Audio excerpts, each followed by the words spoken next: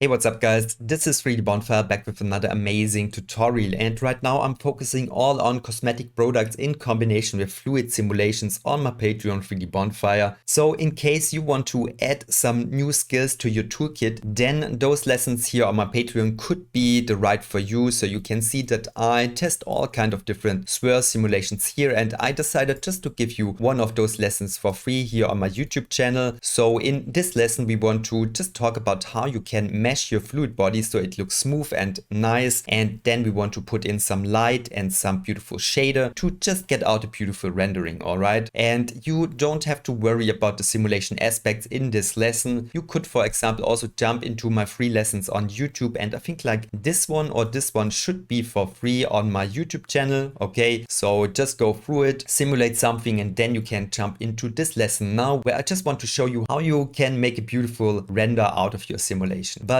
just be sure that if you want to know more about simulations, also for example about whisker simulations like I did it here, that stuff you will find on my Patreon, also in combination with several kits with cosmetic products. For example, right now in February 2025, this kit should be included in your Night's membership, so you can just dive directly into the lessons and combine those assets with your simulations, and you just don't have to worry about buying cosmetic product assets somewhere else. One last thing that I quickly wanted to mention: I learned a lot of my fluid techniques with Insidium Nexus fluid particles from Justin Bates. So if you really want to make a deep dive into this topic, then you can also check out his training on his website. And actually, when you type in Bonfire 25 on his website, then you can save 25% on his X particle Nexus fluid training. But now let's dive into this free lesson here on YouTube and create a beautiful render with a fluid simulation. With a pretty simple setting, I got the beautiful lighting, I got the nice color grading, and I would say that overall this one is already like a beautiful rendering with a super simple shader setup and light setup, which I can share now with you guys. Alright, so you can see that right now the particles are not meshed yet. So yeah, maybe we should do that. You can see like in the VDB mesher here, I just drag in my particles. So just put them in. You can see this is my voxel size and my point radius that I use for the final settings. Now when I would activate this one, you can see that this is how my fluid body is looking right now. And you know what, maybe it will help when I tick the red light here and tick the green light there, so we can get rid of all of those modifier lines. But you can see that there is just a little bit of filtering on it, so it is already getting smoothed a bit. But then I put on top this smoothing deformer into the hierarchy here. Just be sure when you activate this one, your scene will get less responsive. So I could just quickly do that, and you can definitely see now I get a super smooth, beautiful fluid body, and also in the rendering this is looking super nice. So yeah, that's a good thing. But maybe just for now, to quickly talk about different shader settings and the light, I will deactivate the smoothing. And let's just see what I have here for the lighting in the scene. Maybe let's just deactivate it and go through it step by step. So it seems like that I have a dome light with a white color here, and this one is set to the background so that I just get a beautiful background fill. Also here in the translucency and stuff, you can see this white background. This is working nice. And I think the only thing that I got rid of is the diffuse. When you put in the diffuse, then it is just lighting the whole scene. And I mean, you could do that. It's now a bit flat, but then you put other lights into it. So you could also use this in the diffuse, but I think I just wanted to first get rid of this one. And I think when you get rid of the reflections, you could also keep it like this and then combine it with a real HDRI, because here we really want to use an image, and this one is obviously just white color from all different angles. But I would say for now, I also want to keep this one in the reflections. This one will brighten it up drastically, but I think that it's just working for this shot. Now I will just use on top my HDRI. You can see that this one is all set to 1, and here in the image, I mean, just use what you like. Once again, I should get rid of this habit to always use like the machine shop. I think it's slightly getting boring, right? But you can see that when I would activate this one on top of it, then it is already looking quite beautiful. And I rotated this one to 240. Let's just see with 0. I mean, that will also work. work. Okay, now the light is more coming from there, but with 240, I think I want to use this one as a light from this side. But then on top, I will just put a light target here in the middle of our product and the scene. And then I will have an area light, which is coming from here to brighten this one up. Like now, this is our key light area. And yeah, I mean, right now here, it's a little bit flat, but this is intentionally, okay, so that later in composition, you can see here, I just increased the contrast and the color intensity to make this one like really vibrant and intense. But this is like an artistic choice. Maybe you want to keep it more realistic, and then you would keep your fluid body maybe just a little bit thinner with the saturation and the color. Okay, but yeah, here I just wanted to render it out a little bit more flat to then just boost the color as I like in composition. Let me also just see when I drag this one over and click on this little cogwheel, if I activated the tone mapping. No, it seems like I didn't put any tone mapping into it. Let's see this one with tone mapping. Now you can see this one is clipping all of the too bright areas. So maybe you want to use this one, but I think like a little bit more intense like it is here. It's still clamping not too much. Okay, so let's just see. Yeah, maybe it's a safer option when you use tone mapping on your rendering. I mean, you don't have to tone map it that drastically. So you could also use this one with 0.4, for example, with just a little bit less intense tone mapping. And let's just see. Yeah, for the fluid material, this one is using a preset, but I think that we can achieve something like that pretty easily. Come on, let's just build such a material from scratch, and let's just grab an RS standard material, put this one onto our fluid body. All right, so now we get some gray concrete. Okay, this is not what we want. We want to, of course, use the transmission, and we want to use a full transmission with reflection like this. It's also looking quite nice, like some more dense fluid, a little bit more creamy, but I think we want to actually just use very little roughness here, something like this, and we want to go down with the IOR to, for example, 1.33, which is, I think, like the IOR of water, but I'm not sure right now, but it just looks really nice for a small scale fluid simulation. So yeah, you can go down even further. Let's just put it to something like that. I think that will also work. Then you also want to give it a slight hint of color. Let's just try to put it to like some oil, maybe something like that. And we also want to set some depth here. Let's just see with 5 how this one is looking. Let's set it to 10. Okay, let's set it to 20. All right, now you can see it gets less and less of these saturated areas, but I think we want to keep this one at 10 or 5 maybe, or let's put this one to 8, something like this. And let's just try different values here. When I go down here, then you get more of the desaturated areas, but I think we want to keep this one pretty saturated here, but I think we can reduce it a little bit to maybe something like this one. Let's just see. Let's move this one just a little bit more into the saturated areas, something like this. And I think I want to put this one a bit more into the yellow tones, maybe 46, something like this. No, I think 45 was better. And let's just see what this extra roughness is doing when I put this one to 0.1. Okay, this one is just adding like a smoothness in the fluid body. I don't fully understand what's the difference between this one and this one. Let's just see when I put this one to 1. All right, now this is looking pretty strange, but when we keep this one at a small value, something like this one, or maybe just a bit higher, or maybe just a bit lower, something like that. All right, so the shader is already looking kind of okay, but I think we just need to refine these settings a little bit. So for the reflection, I want to just go up a little bit and maybe also give it just slightly more roughness. This will not make a big difference. We can also get completely rid of the base, but actually, since we already set the weight of the transmission to 1, this one will not do anything. So yeah, you could also leave it at 1. For the transmission, I don't think we need that many samples.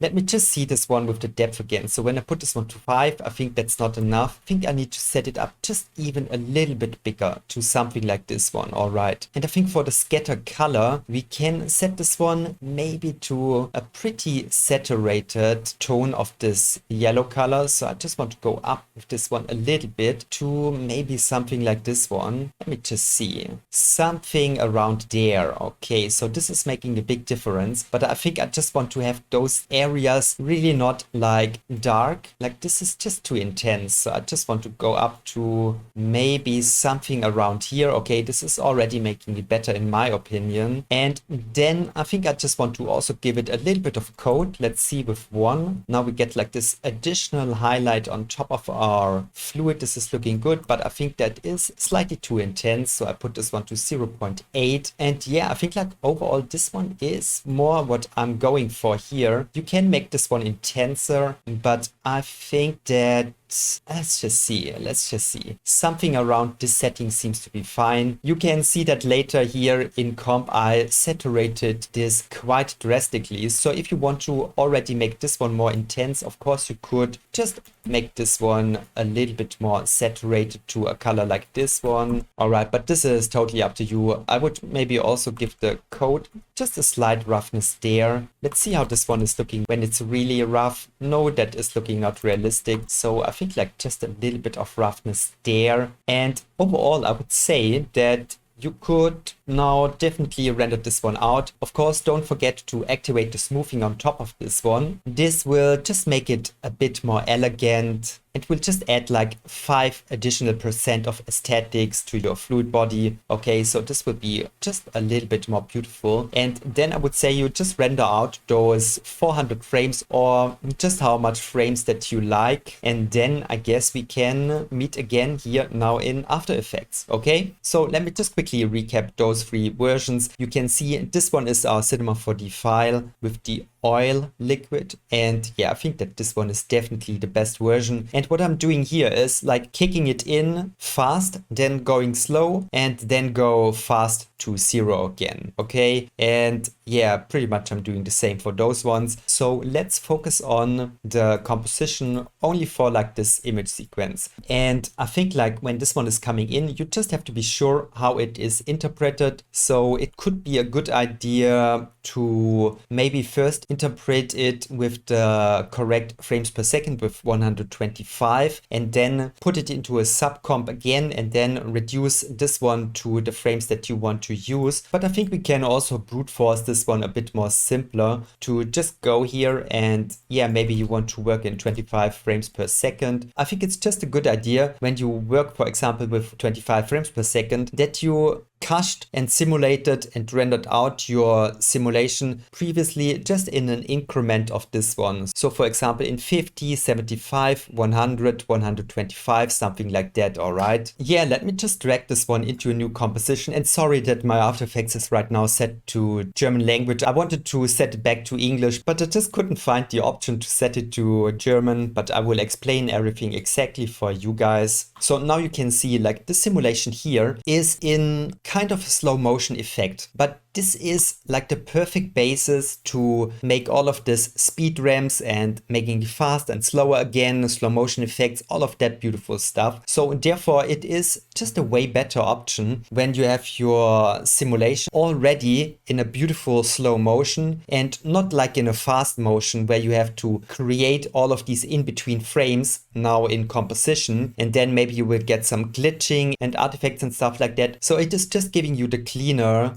basis to do those effects now if you just have those ones already, just moving slow and gently and not the other way around and have this one like super fast. So yeah, of course, therefore you have to render out more frames. So in that case I rendered out like 400 frames, but it is just a better option. So if you have the capacities to do it like I do, then I would say that this is a good option. Now let's just go here and put a time remap onto this one. In English it's called like time remap, but in German it's called Zeitverkrümmung. What a beautiful word, right? Okay, and this one is set to a speed of 50. So this one is already slowing it down, but this is not what we want. We want to, for example, start this one with 500. Okay, let's kick in the simulation fast until, for example, this is up to you, but maybe, for example, it's coming in until this liquid stream is hitting the upper part here. So I could, for example, make a keyframe here on the speed of 500 there.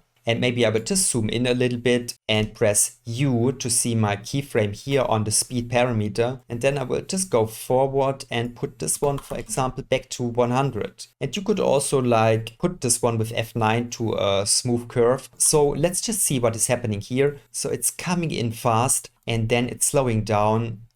Yes, that is beautiful here. But of course, I mean, you can be way more drastic. You could put this one to maybe 1,000. So maybe you don't want to waste any time. And I mean, you know how this is with social media and stuff. When you want to put this one on Instagram, you think that the people will like to see this one for 20 seconds, but people have like a minimal attention span, as you know. Okay, so maybe you want to just kick this one already in with 1,000 of speed. So this one is just getting straight to the point. And when people swiping on Instagram, you just want to catch them fast, I would say. So for example, this one, you can see now this is coming in and then we can just see this one, how it's hitting the upper part here and going slow. I think that this is looking super nice. Okay, and yeah, I mean, like this is pretty much the whole technique there, right? Now you can basically do what you want here. You could, at a certain point, when you have a simulation which is leaving the frame completely up there, then you can make like another keyframe there with 100 and then speed it up again to 500 or 1,000 so that the simulation is then just leaving the scene again super fast. Let me just see this one again. It's coming in fast, colliding, and what I'm doing up there. Let me just see this one. Oh, okay, I'm just reversing it, of course, to get like a classic ping pong animation for Instagram. Yeah, all right, so let's also do this. And I think like up there, you can see now at a certain point here, nothing is happening again because like now the frames here are speed up. So the duration of your complete animation will be shorter, of course. So now this is just a hold frame, but you could, for example, just go to something close to this last frame, something around here, and create another keyframe there. And then for this frame here, somewhere around there, you could maybe just put this one to -1,000. All right. And I think I want to keep this one as a linear key and this one as a curve. Maybe I'm messing these ones up, but it's not that important. Let's just see what happens now. So now until almost 10 seconds, you can see that we go to the end. So you could now also press N to limit the duration here of your composition. And now let's just see what is happening. So it's coming in fast. We get some movement here in slow motion. This is looking good. And at a certain point, we reverse this one back to 0, kicking in fast. When I would do this one for Instagram, it's nice to have like this duration here, but you can see in this example, like from here to there, it's not adding so much to the simulation, to the overall animation. So I think you could also reverse this one earlier and lose some of the rendered frames, of course. I mean, this is sad for your render capacities that you spend so much time to render this one out, but sometimes you just have to get rid of the meat that isn't necessary in your animation. So you could now just animate this one until there. Let me just see this one once again. Fast inwards, slow motion here for a couple of seconds. Just enough for the attention span of your typical audience. Okay. And I think like here you have seen enough. You want to reverse it.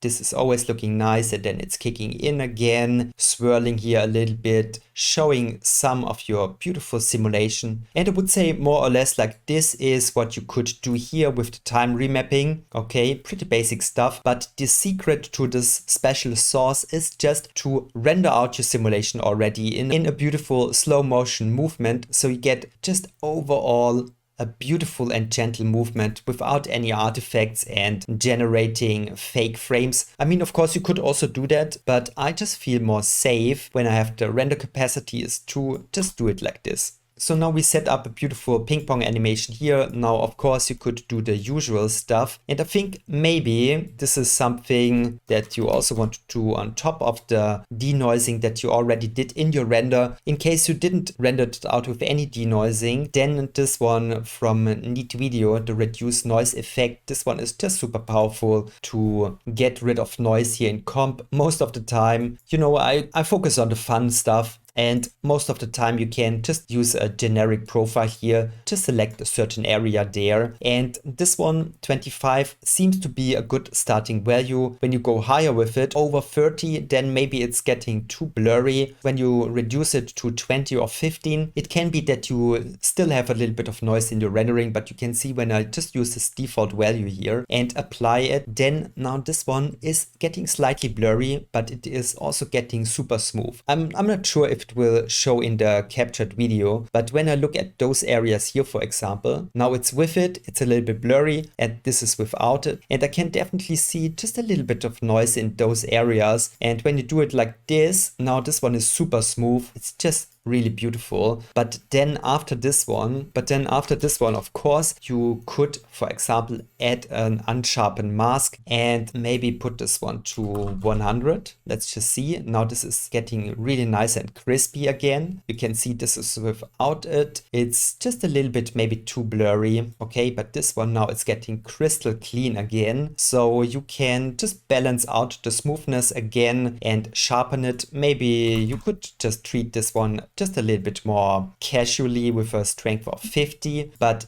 then maybe you also want to put in a curve. Okay, let's put in a curve. And I think like I want to do the unsharpened mask at last. This is just how I like to do it, but I'm not sure if it makes a big difference. But now let's just maybe make the dark areas just slightly darker to put in a little bit of contrast. Put this one up again because I want to keep it pretty bright. Okay, almost like a sun lotion product, something bright and vibrant. Let's just see. Without it, it's just a little bit flat. Okay, this is mostly due to the two HDRIs that we used, especially to the white one, which we also used in the reflection and the transmission. So this can be without a curve, maybe just a little bit flat. All right, but when you put a curve into it, now you can see you can boost in a bit of the contrast again. Maybe I just go up a little bit and a bit more dark there. All right, and I think that this one feels like a pretty nice oil or fluid or cosmetic product fluid. Okay, I kind of like this one. It's really nice. Alright, so we gave this one a beautiful treatment here. Of course, maybe you can render this one out with motion blur already out of Redshift, but I most of the time prefer to use the Real Smart Motion Blur. I think like this is still one of the best motion blur plugins for After Effects, and when you just put this one in, I think I want to do this one before the curves and the unsharp, but I'm not sure if this one is making a big difference. Maybe it is also the best idea to put it last, but no, I think I want to first blur it and then I want to sharpen it last. Okay, so that makes more sense for me. But now you can see, especially in those frames which are moving super fast due to the time warp effect, you can see we get like this beautiful motion blur. Let's just see it without it. Okay, now you can see this is all crystal sharp. That would be pretty unnatural. So this one is just smoothing it and gluing everything together so it looks amazing. Let's just see one of those more slow frames. Then I think like here, like the Real Smart Motion Blur is not making a big difference, but it will help in like, for example, those smaller details here. I can see the smoothing, and overall this is just making it more realistic. You can see this one is sharp everywhere, but when I look at those droplets, I can see there is some motion blur on those ones, and of course on all of the pieces which are just moving a little bit more fast. This will just add like this beautiful motion blur, okay, that is just always looking amazing. So yeah, like this is just a very simple comping recipe. And now when I would look at this one once again, yeah, maybe this one is a little bit too dark. I think like our new composition there, or what am I saying? No, I think like